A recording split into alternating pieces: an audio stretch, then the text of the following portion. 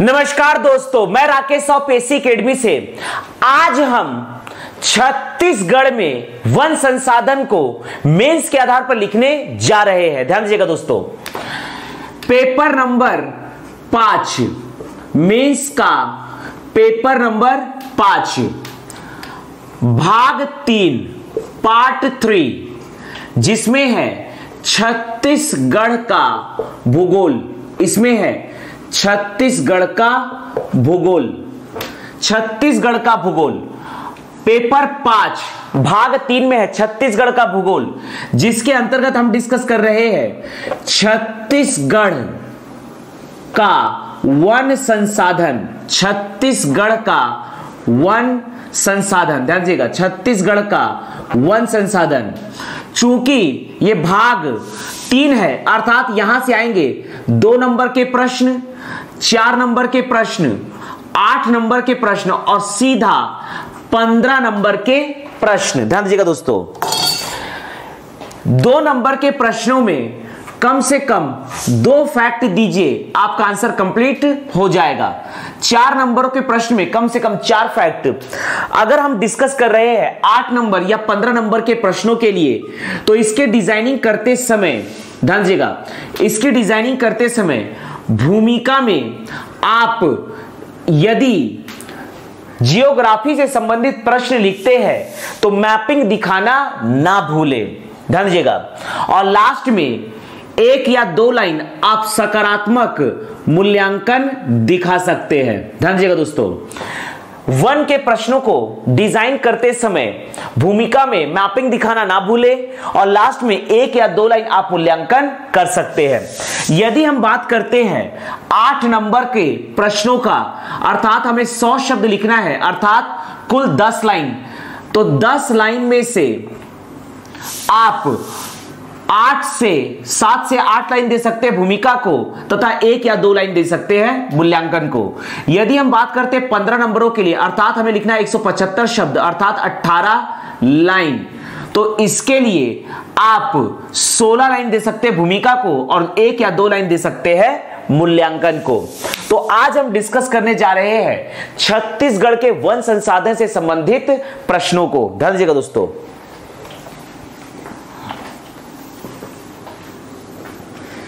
यदि योजना से संबंधित प्रश्न आता है तो ध्यान दीजिएगा कि योजना से संबंधित प्रश्नों को किस प्रकार से लिखा जाता है। ध्यान दीजिएगा, मान लीजिए 2 नंबर में प्रश्न आया है, इंदिरा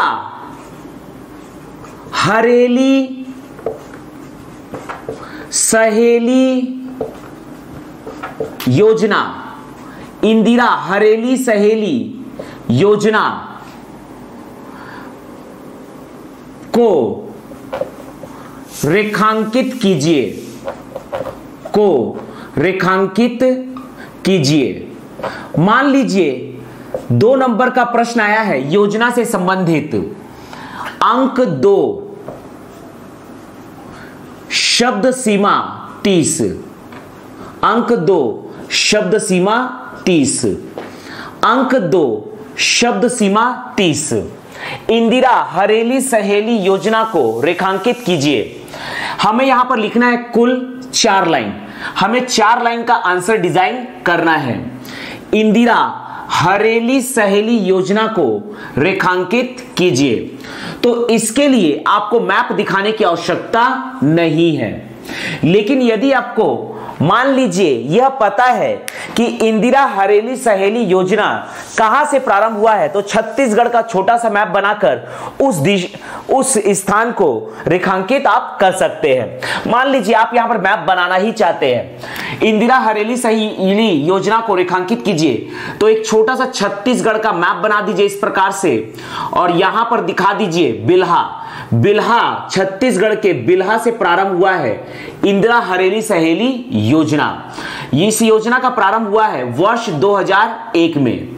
वर्ष 2001 में इंदिरा हरेली सहेली योजना का प्रारंभ किया गया। इस प्रकार से मैप को घेर दीजिए। ध्यान दीजिएगा, इंदिरा हरेली सहेली योजना भारतीय संविधान के भाग 4 नीति निदेशक तत्व भाग 4 के भारतीय संविधान के भाग 4 भारतीय संविधान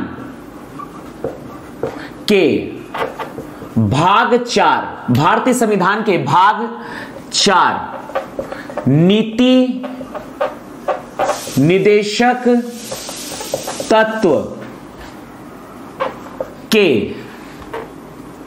अनुच्छेद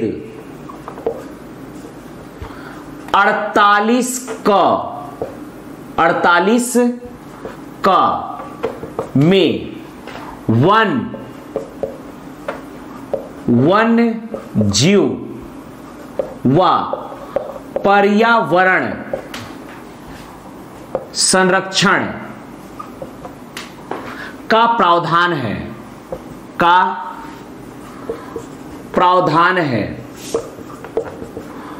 2001 में वृक्षारोपण के महाअभियान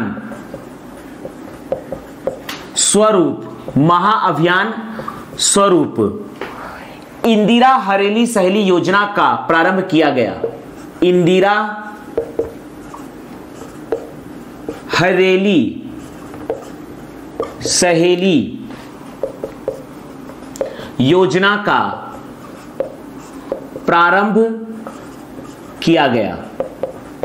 ध्यान दीजिएगा, भारतीय संविधान के भाग 4 नीति निदेशक तत्वों के अनुच्छेद 48 का में वन्य जीव व पर्यावरण संरक्षण का प्रावधान है। 2001 में वृक्षारोपण के महाअभियान स्वरूप इंदिरा हरेली सहेली योजना का प्रारंभ किया गया।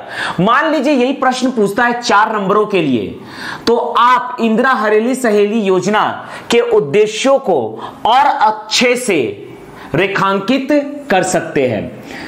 आपको यहां पर कुल 6 लाइन प्रदान किए जाएंगे। ध्यान दीजिएगा दोस्तों, इंदिरा हरेली सहेली योजना का उद्देश्य लिखिए। इस योजना का उद्देश्य छत्तीसगढ़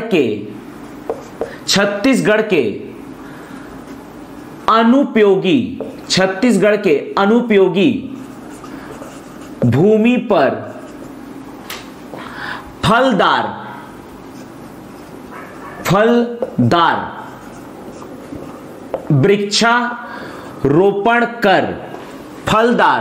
वृक्षारोपण कर पर्यावरण को साफ व स्वच्छ बनाने। इस योजना का उद्देश्य छत्तीसगढ़ के अनुपयोगी भूमि पर फलदार वृक्षारोपण कर पर्यावरण को साफ व स्वच्छ बनाना है। भारतीय संविधान के भाग 4 नीति निदेशक तत्वों के अनुच्छेद 48 का में वन्य जीव व पर्यावरण संरक्षण का प्रावधान है। 2001 में वृक्षारोपण के महाअभियान स्वरूप इंदिरा हरेली सहेली योजना का प्रारंभ किया गया। इस योजना का उद्देश्य छत्तीसगढ़ के अनुपयोगी भूमि पर फलदार वृक्षारोपण कर पर्यावरण को साफ व स्वच्छ बनाना है। एक और प्रश्न डिजाइनिंग करते हैं वन संसाधन से संबंधित। ध्यान दीजिएगा, एक और प्रश्न की डिजाइनिंग करते हैं वन संसाधन से संबंधित।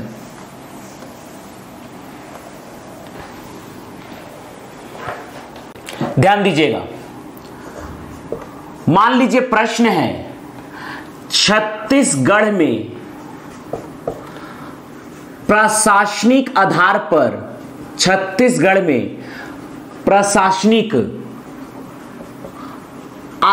पर वनों का वर्गीकरण कीजिए। वनों का वर्गीकरण कीजिए तथा इसी में एक दूसरा प्रश्न और दिया हुआ है, तथा वन नीति का वर्णन कीजिए। वन नीति का वर्णन कीजिए तथा वर्ण नीति का वर्णन कीजिए। मान लीजिए यह प्रश्न आया है अंक 8 शब्द सीमा 100 के लिए, अर्थात हमें कुल 10 लाइन प्रदान किए गए हैं। हमें कुल 10 लाइन प्रदान किए गए हैं। इसके लिए हमें डिजाइनिंग करना है और हमें कुल 10 लाइन प्रदान किए गए हैं। इस प्रकार से हमें 10 लाइन प्रदान किए गए हैं।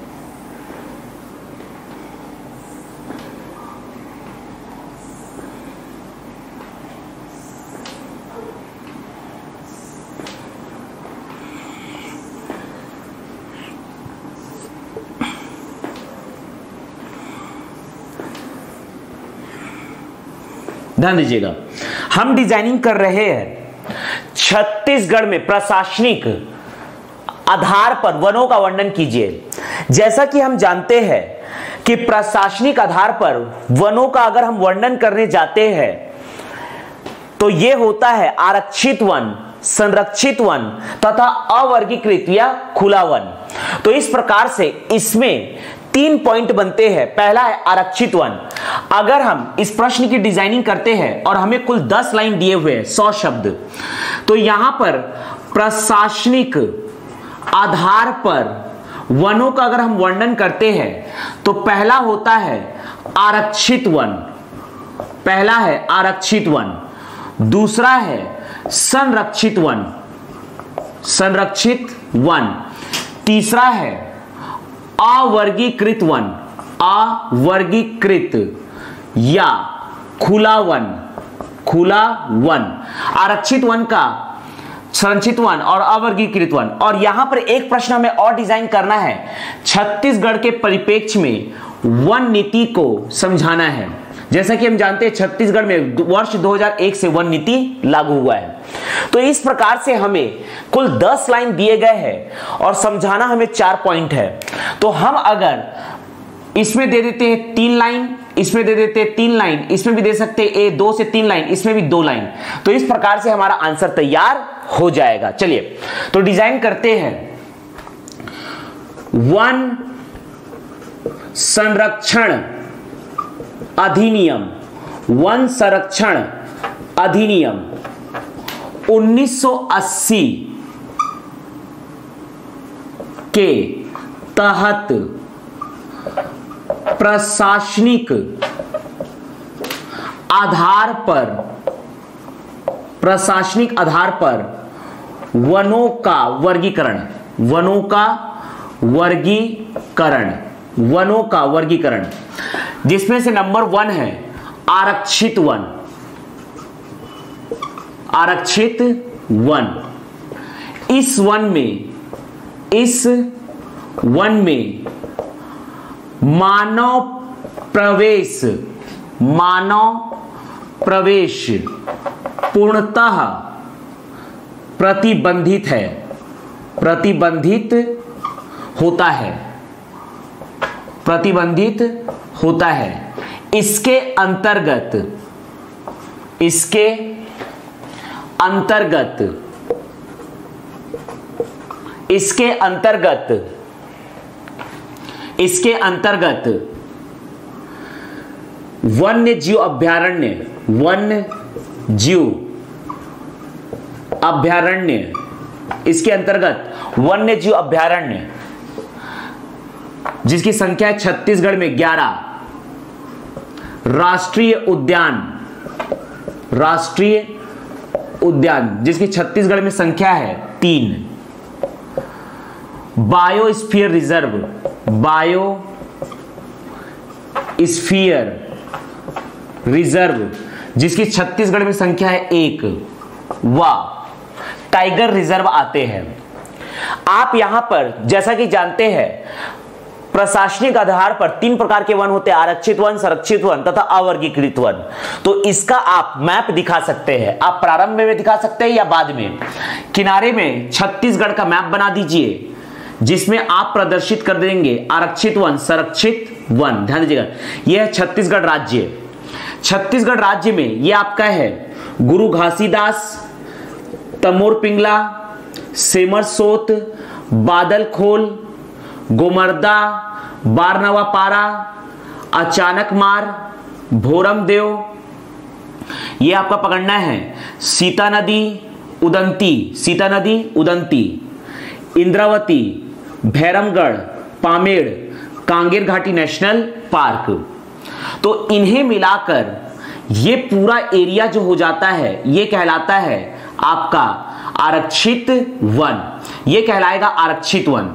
तो यहां पर इसे आप डिनोट कर दीजिए आरक्षित वन, ये आपका है आरक्षित वन। छोटी राइटिंग में यहां लिखेंगे आरक्षित वन, जबकि ये एरिया कहलाता है संरक्षित वन, ये कहलाता है संरक्षित वन, संरक्षित वन। ध्यान दीजिएगा। इसके अपार्ट पूरे छत्तीसगढ़ में है आपका अवर्गीकृत वन, ध्यान दीजिएगा, अवर्गीकृत वन। और इस प्रकार से आप मैप को घेर सकते हैं। इस प्रकार से मैंने मैप को घेर दिया, ध्यान दीजिएगा। जय हम जानते हैं आरक्षित वन का क्षेत्रफल प्रतिशत है 43.13%। संरक्षित वन का प्रतिशत है 40.22%। ध्यान दीजिएगा। आगे हम बढ़ रहे हैं।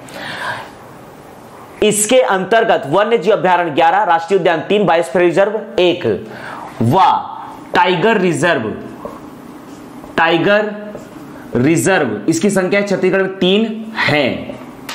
इसके बाद हम इसका प्रतिशत लिख देंगे।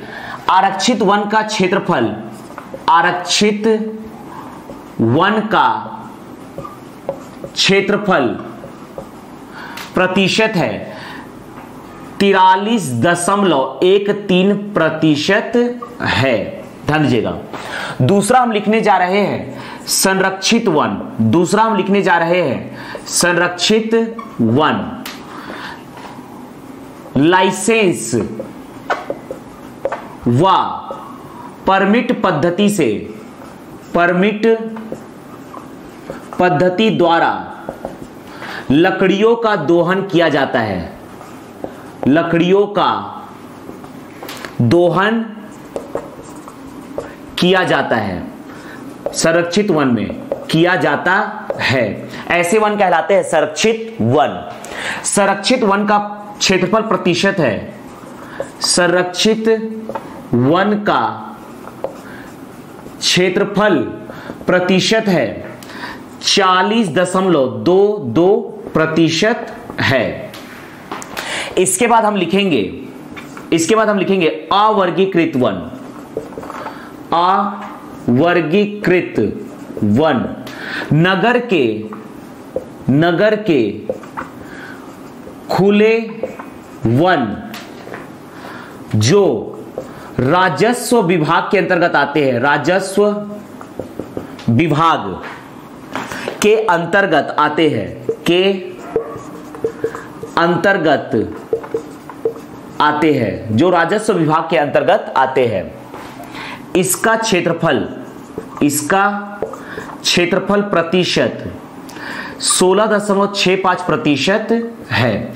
अब हमें समझाना है वन नीति, अब हमें समझाना है वन नीति, वन नीति समझाना है। तो इसके बाद आप वन नीति पर डिस्कस कर सकते हैं, वन नीति। ध्यान दीजिएगा दोस्तों। इसके बाद हमें समझाना है वन नीति। तो वन नीति पे हम डिस्कस कर रहे हैं वन नीति। वनों के संरक्षण हेतु, वनों के संरक्षण हेतु वन संरक्षण अधिनियम, वन संरक्षण अधिनियम 1980 व राष्ट्रीय वन नीति, राष्ट्रीय वन नीति, राष्ट्रीय वन नीति 1988 लागू है। 2001 में छत्तीसगढ़ में पहली वन नीति लागू हुई, पहली वन नीति लागू हुई। इसका उद्देश्य, इसका उद्देश्य वनों का संरक्षण संवर्धन, विकास व प्रबंधन है, वह प्रबंधन है। यहां पर हमने 8 नंबरों के लिए डिजाइनिंग किया है। प्रशासनिक आधार पर वनों का वर्गीकरण, मतलब हमने यह सीखा कि यदि हमारे पास कम जगह अवेलेबल हो तो हम अपने बड़े से आंसर को किस प्रकार से सॉर्ट करके कीवर्ड में आंसर प्रदान कर सकते हैं। अर्थात यदि बड़े से बड़े प्रश्न आते हैं और आपके पास जगह कम अवेलेबल हो तो आप किस प्रकार से कंप्रेस करते हैं। कंप्रेस करने के लिए आपको सिर्फ फोकस करना होता है मैप पे। मैप बनाना ना भूले, मैप से आपको पूरे अंक प्रदान किए जाते हैं। और साथ ही साथ कीवर्ड पर काम कीजिए, वैसे कीवर्ड जिसमें आंकड़े हो, आंकड़े देना ना भूले, आंकड़े से आपको अच्छे अंक दिए जाते हैं। तो यहां पर हमने डिजाइन करने पर मुख्य फोकस किया है कि हम कम जगह पर किस प्रकार से ज्यादा सार गर्भित आंसर दे सकते हैं। अर्थात यहां पर हमने कीवर्ड पर फोकस किया है। ध्यान दीजिएगा, वन संरक्षण अधिनियम 1980 के तहत प्रशासनिक आधार पर वनों का वर्गीकरण। आरक्षित वन, इस वन में मानव प्रवेश पूर्णतः प्रतिबंधित होता है। इसके अंतर्गत वन्य जीव अभ्यारण्य 11, राष्ट्रीय उद्यान 3, बायोस्फीयर रिजर्व 1 व टाइगर रिजर्व है। आरक्षित वन का क्षेत्रफल 43.13% है। संरक्षित वन लाइसेंस व परमिट पद्धति द्वारा लकड़ियों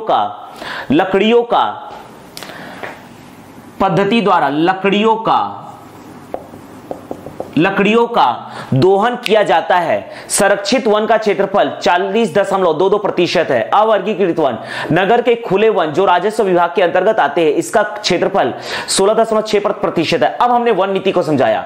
वनों के संरक्षण हेतु वन संरक्षण अधिनियम 1980 व राष्ट्रीय वन नीति 1988 लागू है। 2001 में छत्तीसगढ़ में पहली वन नीति लागू हुई। इसका उद्देश्य वनों का संरक्षण, संवर्धन, विकास और प्रबंधन है।